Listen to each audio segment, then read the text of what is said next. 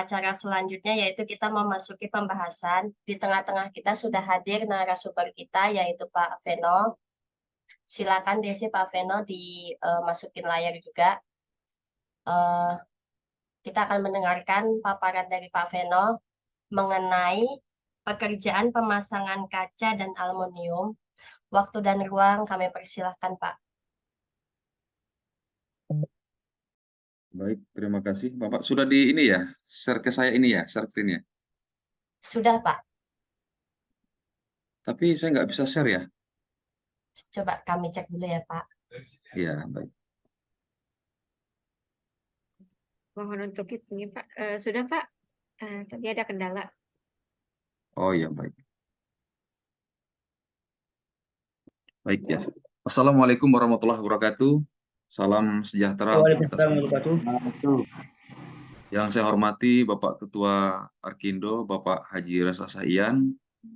Yang saya hormati Bapak-bapak, Ibu-ibu semuanya, peserta FGD kita hari ini dari seluruh Indonesia. Baik, saya coba akan sedikit membahas tentang pekerjaan pemasangan kaca dan aluminium. Mungkin ini sifatnya hanya pembahasan ya. Nanti kita bisa saling bertukar pikiran ya, pembahasan untuk pekerjaan ini. Karena saya yakin semuanya sudah paham dan memahami karena basic kita semuanya adalah kontraktor. Baik, saya mulai. Bismillahirrahmanirrahim. Pemasangan kaca dan aluminium. Adapun lingkup dari pekerjaan ini meliputi satu, penyediaan tenaga kerja, ya tentu tenaga kerja sesuai dengan keahliannya, yang memiliki SKK ya sekarang yang harus kita wajib untuk tenaga konstruksi. Kemudian adalah jenis-jenis pekerjaan yang meliputi detail yang disesuaikan dengan gambar atau bestek yang telah diberikan oleh pemberi kerja. Kemudian adapun lingkup material dari pekerjaan ini adalah pertama tentu kaca ya. Kaca definisinya merupakan bahan gelas yang pipih yang pada umumnya mempunyai ketebalan yang sama, mempunyai sifat tembus cahaya dan diperoleh dari proses-proses tarik tembus cahaya, tarik gilas dan pengembangan float glass. Kemudian toleransi dan lebarnya ini juga akan sangat berpengaruh terhadap pekerjaan-pekerjaan yang akan kita laksanakan, tentu harus menyesuaikan dengan kebutuhan yang ada di lapangan. Kemudian kesikuannya, kaca lembaran berbentuk segi empat harus mempunyai sudut serta tepi potongannya rata dan lurus. Artinya tidak retak ya, tidak pecah. Sehingga pada saat nanti pemasangan pas atau sesuai dengan kusen yang telah kita siapkan. Kemudian selanjutnya cacat-cacat. Nah ini juga perlu diperhatikan. Kaca ini merupakan material yang sangat sensitif ya, sangat sensitif dalam artian harus betul pada saat pengemasan, pengiriman sampai dengan proses pemasangan. Mungkin yang harus diperhatikan material-material adalah cacat lembaran yang diperbolehkan harus sesuai dengan ketentuan dari pabrik. Ada batasan-batasan toleransi yang ditentukan layak dan tidak layaknya bisa dipakai. Kemudian kaca yang digunakan harus bebas dari gelembung, ruang-ruang yang berisi gas yang terdapat pada kaca. Kemudian kaca juga harus bebas dari komposisi kimia yang dapat mengganggu pandangan. Kemudian kaca juga harus bebas dari keretakan, garis-garis pecah, baik sebagian atau seluruh tebal kaca. Kaca juga harus bebas dari gumpalan tepi, tonjolan, persis panjang lebar, dan arah luar masuknya. Harus bebas dari benang string dan gelombang wave. Benang adalah cacat garis timbul yang tembus pandang. Gelombang adalah permukaan kaca yang berubah mengganggu pandangan. Bebas lengkungan, lembaran kaca yang bengkok. Biasanya lembaran ini terjadi karena kegagalan produk ya. Mungkin yang tidak lulus dalam quality control di pabrik. Mutu kaca lembaran digunakan mutu AA, maksudnya ya sesuai dengan standar ditetapkan ya, yang SNI. Ketebalan kaca lembaran digunakan tidak boleh melampaui toleransi ditentukan oleh pabrik.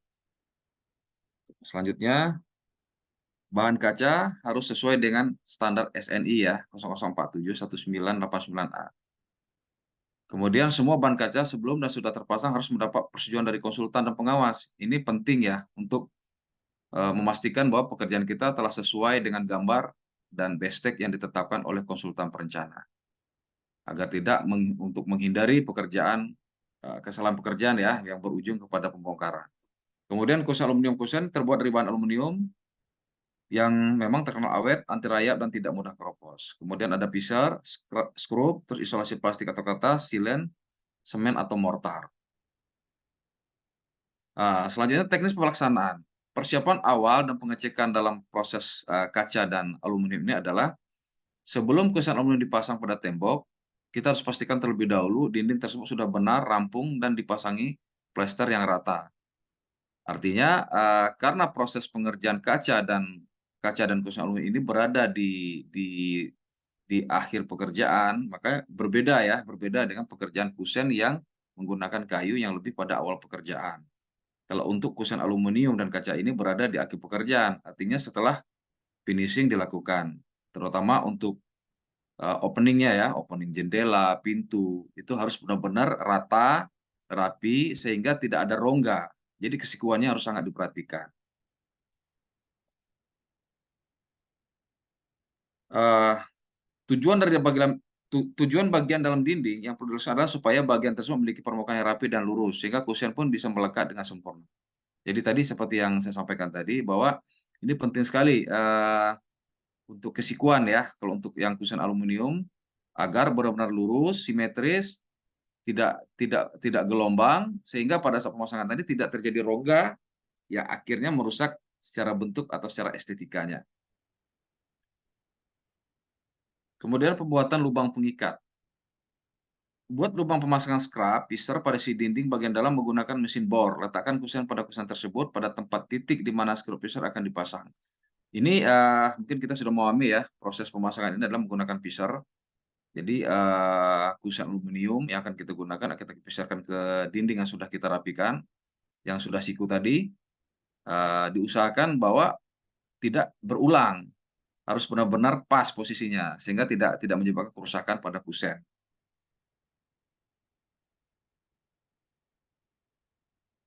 Dengan menaruh pemasangan kusen aluminium pada pisar akan mampu menahan beban hampir sama dengan kekuatan kayu. Kalau kayu kita menggunakan menggunakan besi ya, stek ya, menggunakan besi yang diikat, yang ditanamkan ke tembok.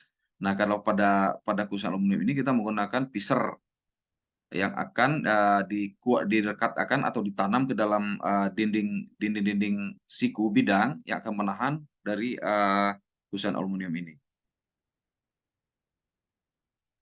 Sebenarnya untuk proses pemasangan pintu dan jendela kusen kaca yang menggunakan aluminium tidak terlalu sulit ya, karena lebih simpel. Yang diperlukan hanya mungkin wadahnya atau openingnya harus disiapkan, harus benar-benar sudah sesuai dengan sesuai dalam arti rata, tidak bergelombang, siku, sehingga hasil nanti dihasilkan pada saat pemasangan benar-benar sesuai. Dan silen-silen yang dipasangkan sekelilingnya akan terlihat rapi karena tidak ada rongga-rongga yang tidak simetris. Dalam proses pelaksanaan untuk kaca juga semua pekerjaan harus dilaksanakan sesuai dengan petunjuk gambar. Karena setiap pekerjaan kita kerjakan pasti ada gambar ya, ada gambar bestek, gambar kerja yang kita dapat dari konsultan perencana. Nah, itu merupakan dasar dari proses pelaksanaan pekerjaan kaca juga. Yang tidak kalah penting bahwa dalam tenaga ahli yang melakukan eksekusi atau pemasangan kaca harus memiliki keahlian dan ketelitian yang tinggi. Karena dengan sifatnya kaca ini yang gampang pecah atau gampang retak. Kemudian proses pemasangan juga dalam proyek tentu harus disetujui dulu oleh konsultan pengawas, baru kita bisa laksanakan. Selanjutnya, bahan yang terpasang harus dilindungi dari kerusakan dan benturan, dan diberi tanda untuk mudah diketahui. Tanda-tanda tidak boleh menggunakan kapur, tanda-tanda harus dibuat dari potongan kertas yang direkatkan dengan menggunakan lem dan aci. Kemudian pemotongan kaca juga harus rapi, menggunakan alat pemotong kaca khusus. Pemotong kaca harus disesuaikan dengan ukuran rangka, minimal 10 mili masuk ke dalam alur kaca pada kusen. Pembersih kaca harus menggunakan ikan katun yang lunak dan menggunakan cairan pembersih kaca.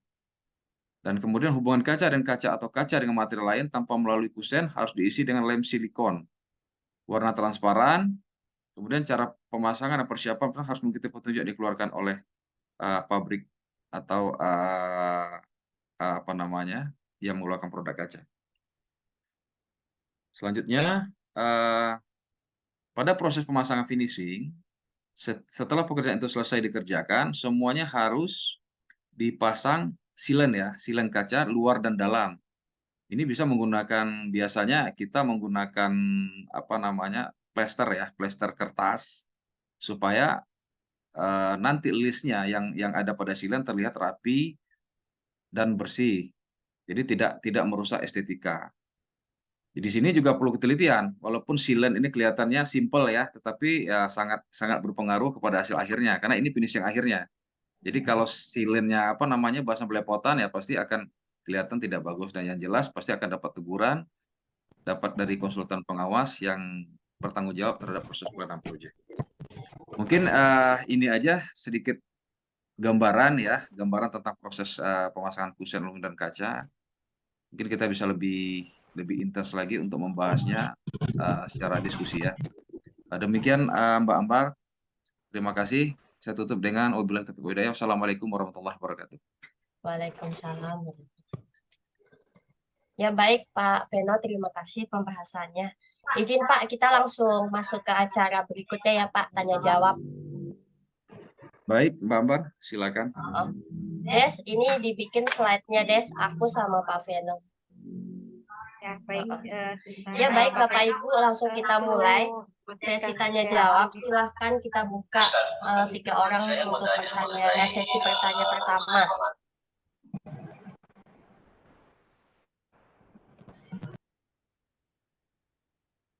Silakan Bapak Ibu.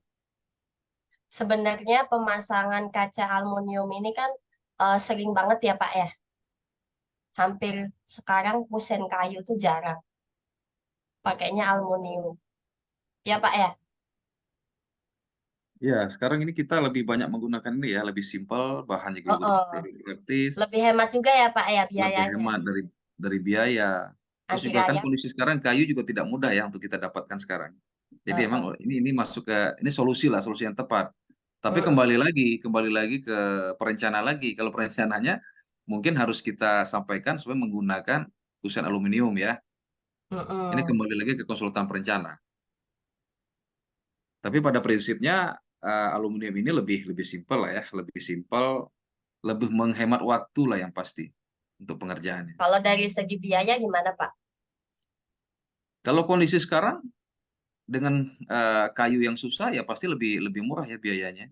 Oh lebih murah. Apalagi dengan segala merek segala macam, ada lagi kusen aluminium yang apa, ada lagi yang bahan PVC yang sejenisnya ya, yang tahan bakar, tahan rayap, ya banyak sekarang model-modelnya yang dikeluarkan.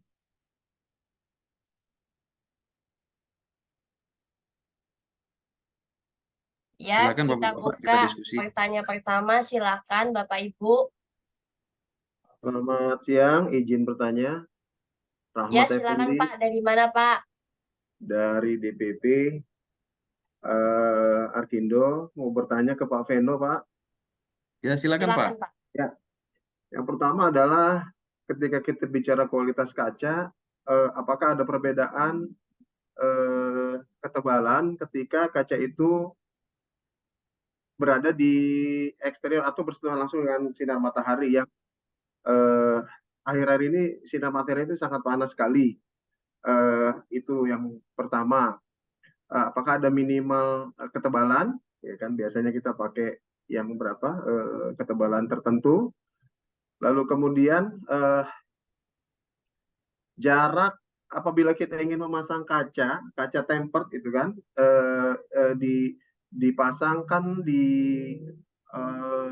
aluminium mati, dalam hal ini kusen aluminium, kaca tempered itu, lalu kemudian dari ambang luar got-gotannya atau apa namanya itu yang tempat masuknya kaca itu Alurnya ya. kurang lebih ada 1 cm Pak. Kadang-kadang kan kita kusen sudah terpasang, lalu kemudian kita baru masukin kaca. Biasanya ada yang 90, ada yang semeter, ada yang 120 kan gitu, dengan bidang yang katakan 3 meter dan seterusnya. Itu kira-kira dikasih apa namanya satu jarak toleransi Kan kalau mentok nggak mungkin kan Pak gitu ya. Berapa senti dari sekonongan itu, dari apa sekonongan kusen kaca aluminium. Lalu kemudian apakah Bapak memang apa namanya di dalam pengadaan kaca ini juga bisa tempered kaca Pak? Tempered kaca kaca tempered maksudnya memproses kaca menjadi ditempered gitu menjadi kaca tempered. Saya kira itu untuk pertanyaan awal dari saya. Sekian Pak, terima kasih. Mohon maaf Pak Veno, sebelum dijawab nih Pak, slide apa presentasi Bapak tolong di stop dulu Pak, biar kita bisa Oh iya, tampilin yang bertanya Pak. Mohon maaf ya iya, Pak. iya. Oke, saya tutup ya. Ya, kan nggak enak Pak kalau nggak dilihat, nggak disorot. Iya, oke. Nah, Oke, Pak Rahmat tolong disorot, Mbak Desi. Silakan Pak, langsung dijawab. ya. Baik ya, terima kasih Pak Rahmat. Jadi minimal ketebalan kaca untuk eksterior atau interior. Ini sebenarnya untuk ketebalannya yang lebih pas menjawab adalah konsultan perencananya ya. Tapi sebenarnya yang kita pahami bahwa untuk ketebalan kaca yang bentangannya lebih besar, otomatis kita gunakan kacanya lebih tebal, harus seperti itu ya. Dan biasanya memang yang posisi yang langsung bersentuhan dengan matahari, sebaiknya kita memang menggunakan kaca-kaca yang lebih tebal, yang mungkin bisa untuk kaca jendela ya minimalnya ya 6 ya, jangan pakai yang 3 mili seperti itu. Tapi untuk bentangan jendela-jendela yang kecil. Tapi kalau untuk yang besar yang seperti kaca yang di depan tangga itu ya dekat poin, itu harus menggunakan kaca yang sangat-sangat tebal, ya bisa 12, mungkin 15 ya, 15 mili. Dan jenisnya pun harus kita gunakan yang tempered. Ya. Nah, itu mungkin ya, itu yang pertama. Terus ya pemasang kaca tempered alur. Memang pada hematnya supaya dia kaca ini kan sifatnya kaku ya. Jadi dia tidak boleh ada benturan. Kalau begitu ada tekanan dari atas bawah dia akan retak dan pecah. Jadi memang kalau menurut saya lah memang harus kita kasih jarak ya di antara alur-alurnya itu ya mungkin bisa 1 senti atau berapa nanti kita sesuaikanlah dengan kondisinya di lapangan. Baru nanti disitulah untuk dia pergerakan nanti. Dia kan ada muai, begitu dia panas kaca kan muai dia kan. Ya. Biasanya seperti itu. Nah, ini perlu kita perhatikan juga. Tapi yang paling penting ini harus kita bicarakan dengan konsultan perencana kita ya. Dalam hal ini pelaksananya adalah konsultan pengawas.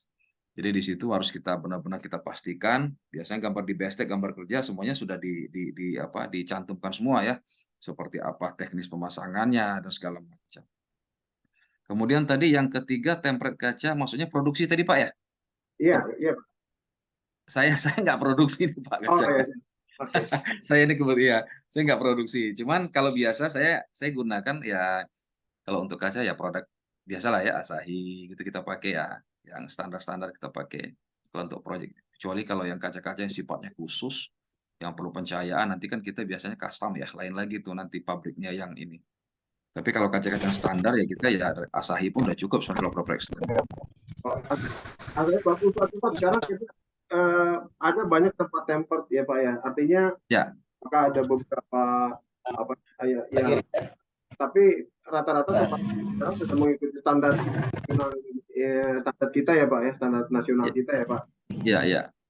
Kan kalau kita masuk tempered itu biasanya kita cari yang paling murah. Biasanya kalau kontraktor ngakalinya kan begitu Pak. Tapi memang betul-betul di tempered gitu kan. Itu. Kemudian gini Pak, kalau kita pasang kaca tempered yang katakan skalanya 90 atau 1 meter, kita pasang secara berjejer. Natnya ini yang paling ideal berapa sih Pak untuk Pak? Kalau kita biasa pakai ya 1 senti lah biasanya ya untuk nat biasanya kita pakai. Cuma mungkin 1 mili ya itu Pak. Bukan 1 senti, mili. Gimana Halo Pak? Ininya Pak, nat pertemuan antara kaca dengan kaca Pak. Kalau kita pasang agak lebar, kita siasati otomatis 90 lebarnya Pak. Oh gitu, pertemuan antara kaca dan kaca Pak. Biasanya di tengah ya, posisi tengah ya. Betul. Yang untuk ya di tengah. Ya kalau biasanya kalau kalau untuk kaca yang memang berbeda-beda nih kalau kaca tempered sama kaca yang standar ya. Iya. Ya kita memang milih lah ya, mainnya milih. Nanti Iya. kita sesuaikan lah dengan kondisi. Memang bentangannya kan pengaruh juga tuh Pak. Semakin tinggi berarti dia tidak bisa harus agak renggang sedikit Pak. Iya. Karena tekanannya kan semakin kuat dari atas. Jadi memang ini penting sekali Pak untuk komunikasi dengan konsultan perencanaannya lah yang paling penting. Ini Iya. biasanya kalau kita pakai di gedung-gedung bertingkat nih Pak, ini kan agak berat nih Pak, tingkat kesulitan kacanya kan tinggi ya. Betul. Nah, itu mungkin yang harus kita bahas atau kita bicarakan. Jadi memang kita tidak bisa lari Pak dari bestek, dari gambar kerja yang sebagai acuan dalam pelaksanaan di lapangan gitu Pak. Gitu Pak.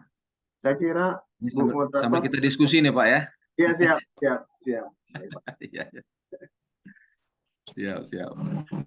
Kira cukup dulu dari kami. Ya, silakan. Ya, Iya, Baik. iya. Terima ya kasih. baik, terima kasih Pak Rahmat atas pertanyaannya. Selanjutnya dari Bapak Heksa Afiansah, silakan Pak.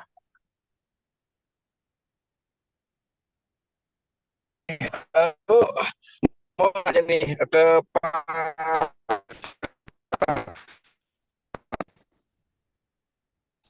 Ini untuk partisi. Halo, putus-putus Pak. Halo, Halo. untuk kaca partisi, ya untuk kaca partisi Pak. Yang bagus itu pakai laminate apa kaca yang template, Pak? Baik. Ini saya langsung jawab nih Bu Ambar atau gimana? Boleh Pak, langsung aja Pak. Iya, Silakan boleh, Pak. Pak Veno. Ya, setiap kaca ini sebenarnya kan punya kelebihan dan kekurangan ya. Kaca tempered yang jelas lebih aman ya, dari segi safety-nya kan lebih aman. Kalau laminate, kalau untuk mungkin kalau dari harga lebih tinggi kaca tempered ya dibanding dengan yang laminatik itu ya. Cuman balik lagi Pak, saya rasa bukan masalah bagus dan tidak bagusnya ya.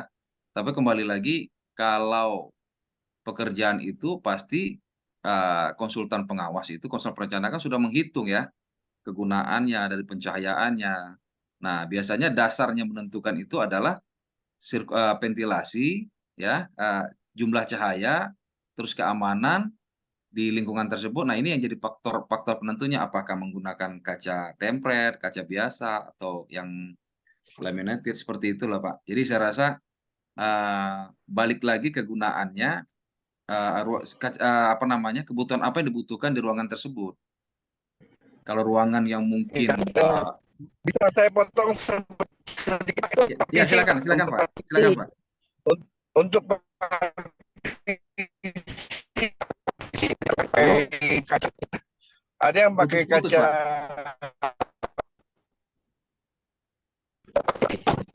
untuk partisi. Mohon maaf Pak, sinyalnya itu putus-putus Pak. Oh iya. Iya udah itu dilanjut di langsung deh, Bu. Ya. Saya nih yang jelek. Oh iya Pak, saya lanjut ya Pak ya. Terima kasih Nggak Pak bisa Heksa. dengar Pak. Mohon maaf. Izin Pak Veno. Ya, silakan Pak. Sifat daripada tempered dan laminate itu seperti apa ya Pak? Kalau memang bisa jadi opsi tempered dan harganya lebih murah kan bisa, tapi sepengalaman saya ketika saya Ya. mengerjakan kaca partisi, ya kan saya bekerja di BNI di fitting out itu semua tempered, Ya. Pak. Dan itu kan memang bersentuhan langsung dengan penghuni atau yang Betul. menggunakan itu. Biasanya kan sifatnya kalau kaca itu menurut informasi itu kan begitu pecah langsung biar gitu, tidak membahayakan penghuni. Nah, dari sifat itu, sifat laminate itu apakah sama dengan kaca si tempered gitu Pak? Ya, sebenarnya kalau secara pengamanan, kalau untuk yang saya paham ya, kalau yang laminated ini dia ada berapa lapisan ya. Dia lapisan ini nanti ya semacam polimer ya, yang mencegah untuk kaca supaya jangan retak. Tapi kalau tempered memang dia didesain untuk lebih safety gitu ya. Kalau yang limited ini saya nggak terlalu yakin juga ya. Cuma karena selama ini saya juga banyak mengerjakan di project di Mandiri, di mana saya belum pernah menggunakan yang limited Pak. Selalu menggunakan yang tempered. Ya. Karena tempered ini kan benar-benar sudah teruji gitu kan. Kalau pecah ya bisa aman lah untuk safety lah untuk orang-orang yang penghuni di dalam. Saya rasa seperti itu, Pak. Mungkin bisa ditambahkan juga dari rekan-rekan yang lain karena biasanya kontraktor semua nih Pak, pasti paham semua nih. Ini kita FGD ya, diskusi ya sambil sambil inilah tukar-tukar pengalaman gitu. Oke Pak, saya lanjut ya. Pertanyaan selanjutnya ya. Dari PT Binareka Utama, silakan Pak. Ibu moderator, Ibu narator, saya mau tanya nih Pak narasumber. Saya dari PT Binareka nih, Pak Peno. Ya, siap. Ini Pak Peno ini berkaitan dengan apa? Kan ingat ini Ya. di aluminium. Untuk efisiensi mengenai biaya, mana lebih efisiensi jaringan bingkai kayu dengan aluminium? Nah, kalau kita pakai aluminium, itu kan kalau kita kan nggak mungkin spasi aluminium yang kita buat rangka dengan kaca yang kita pasang itu, kalau dia ngepas habis, itu kalau kena sinar matahari panas itu kan dia akan pecah, Pak. Itu ada perhitungan space ya, space berapa milisenti untuk ada supaya kaca itu tidak padat dengan bingkai sehingga dia kalau kena sinar matahari dia akan panas. Saya rasa masalah teknis itu aja saya mau tanyakan Pak Peno. Makasih Pak Peno. Ya, terima kasih Pak dari Binareka ya. Makasih Pak. Ya. Jadi kalau kita bicara efisien antara aluminium dengan kayu, kalau untuk saat inilah ya, kalau kondisi saat ini tentu lebih efisien aluminium. Karena kayu sendiri kan susah kita dapat sekarang ya. Ya. Belum lagi kita harus ngurus masalah rayap, nanti segala macam. Nah, ini kan jadi menambah biaya, pasti untuk perawatan kan lebih tinggi. Jadi aluminium memang lebih simpel. Untuk saat ini ya inilah solusi memang untuk bangunan-bangunan apalagi daerah perkotaan ya yang tidak perlu apa namanya tidak perlu perawatan yang serius. Kalau kayu kan kita perlu serius perawatannya Pak. Kita harus ngecat, terus harus apa nama setiap tahun lah setahun sekali kita harus di apa proses pengecatan supaya dia aman dari cuaca. Tapi kalau aluminium sendiri kan dia memang sudah teruji bahwa aman dari cuaca. Kemudian untuk teknis pemasangan kaca ya memang harus kita spare ya antara kaca dengan Bingkai. aluminium. Nah, ya itu kan harus ada jaraknya. Nah, nanti kenapa harus kita lakukan seperti ini? Ya karena kaca kan sifatnya muai. Begitu dia nanti panas, dia akan bergerak. Nah, ini kan rentan akan retak. Makanya perlu ada rongga antara kusen dan kaca yang itulah nanti akan mengatur apa pada saat muai dia akan apa namanya muai. Pada saat cuaca ini dia akan apa namanya bergerak ya. Ya. Jadi ya saya rasa seperti itu Pak ininya Pak dari Binareka ya Pak. Ya, Terima siap. kasih Pak. Ya. Peno, makasih banyak atas ini apa? Ya, sama-sama Pak. Ya. Makasih. Ya. Assalamualaikum. Terima kasih dari Waalaikumsalam PT warahmatullahi Binareka. Selanjutnya pertanyaan keempat dari Pak Beni. Kami persilahkan Pak. Baik, terima kasih. Selamat siang untuk Pak Veno dan teman-teman. Ya, selamat siang. Siang Saya Pak. Pak Beni dari DPD Arkindo NTT. Ya. Salam Pak buat NTT Pak, rekan-rekan. Ya, makasih Pak Veno. Ya, mungkin Iya, yang saya mau sampaikan beberapa hal terkait dengan pemasangan pekerjaan pemasangan kaca dan aluminium. Ya. Saya kira pekerjaan ini sangat efisien dan lebih tepat, Pak. Kan mengingat mutu kayu dan juga kesulitan mendapatkan kayu yang bagus itu sulit, sehingga dari segi efisiennya lebih tepat.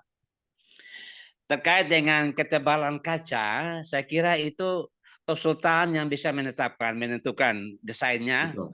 Dia lebih menentukan ketebalan kaca sesuai dengan setiap lembaran jendela maupun pintu. Tentu ketebalannya terkait juga dengan besarnya atau luasannya.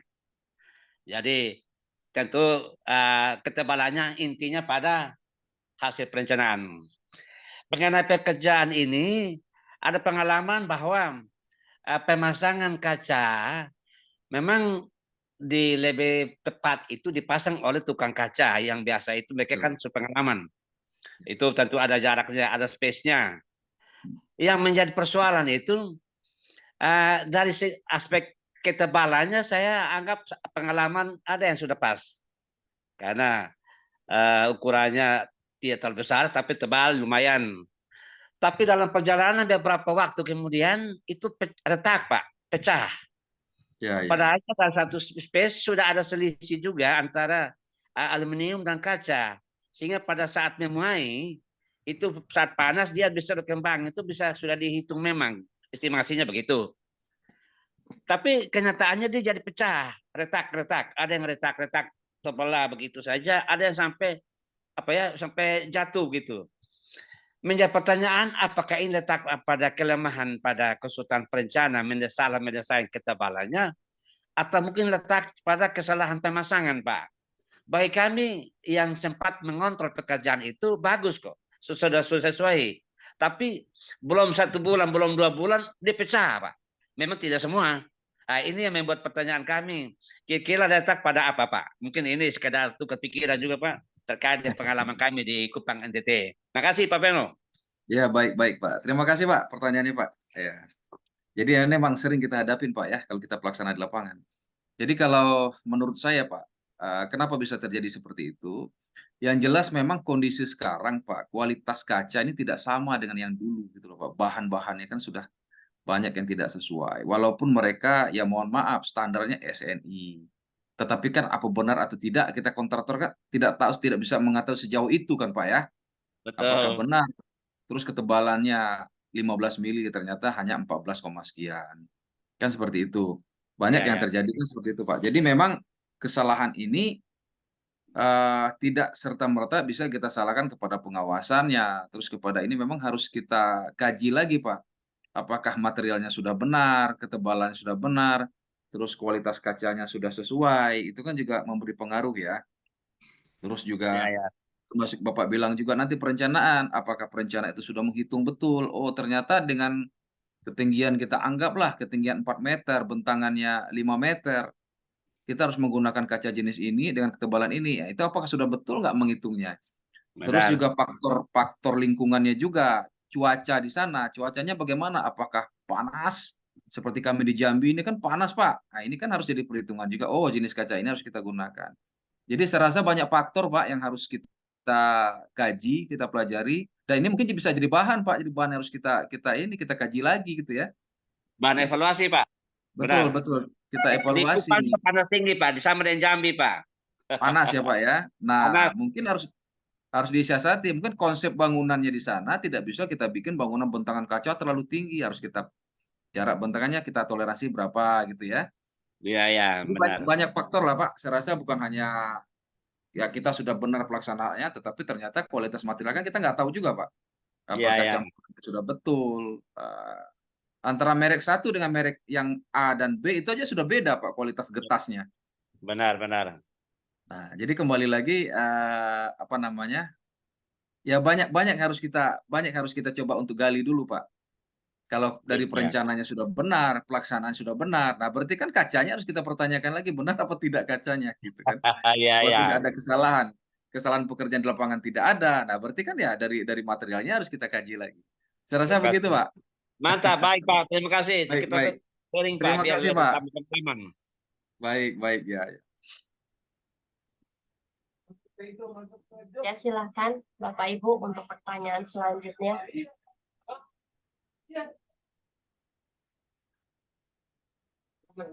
Silakan Bapak Ibu untuk pertanyaan selanjutnya.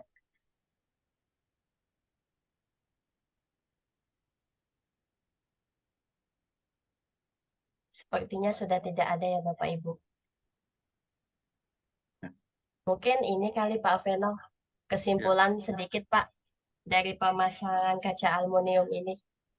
Ya. Sebelum saya tutup Pak. Baik. Jadi bisa kita simpulkan bahwa pemasangan kaca aluminium perlu ketelitian, itu satu ya.